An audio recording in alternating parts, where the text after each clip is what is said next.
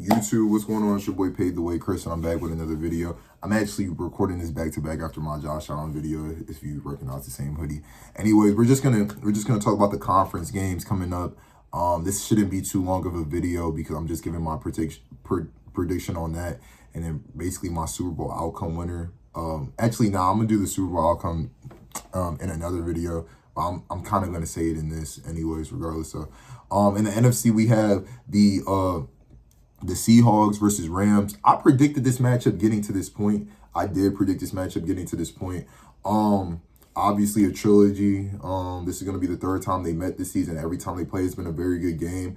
Unlike the Niners game where, people thought it was going to be a closer game because of the division rival, this game will actually be close because both teams match up very well versus each other. And, both teams are essentially, not 100% healthy because the Seahawks backup running back just got injured. So that's going to play a big part in terms of their little run scheme that they have. But the Rams match up very well versus the Seahawks. And plus on top of that, the Rams have a really good offense and their defense could create good stops for them. You know what I'm saying? They could be a really good defense at times when they decide to step up and play defense. And other times they could give up a lot of points as we've seen with the Panthers.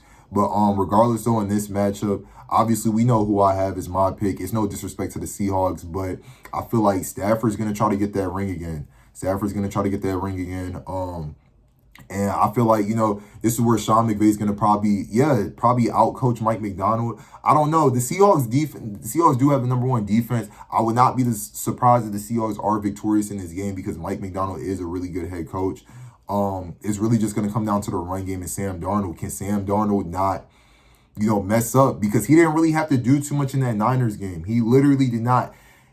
I'm pretty sure they could have went out there with Drew Lock and won that game still. You know what I'm saying? Like, they did not have to do much in that. The Niners were just banged up and, they just played a more healthier team, period. That's pretty much it. It's not really too much to really say with that Niners game. It was an as-expected loss, to be honest.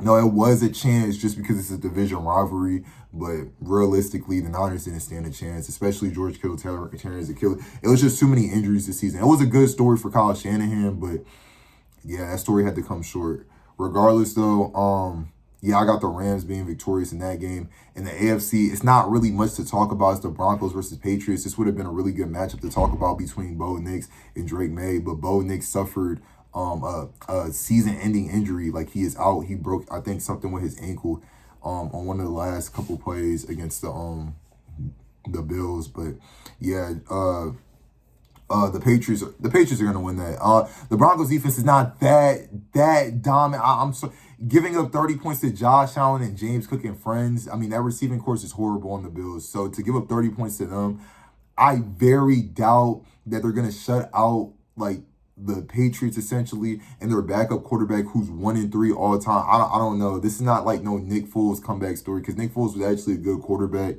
and the Eagles had a pretty good team all around still offensively. I don't know why it was such like a miracle. Like, I'm not saying any quarterback could have came in there, but all Nick Foles had to do was play good enough to make that run be realistic. Like, it's not. I don't feel like that's crazy to say, but in this case, that's just not the case with the Broncos. You know what I'm saying? Bo Nix, he did. I got to give credit where credit's due. Bo Nix did play a critical, even though people call him a checkdown master, he did play a critical part in that offense.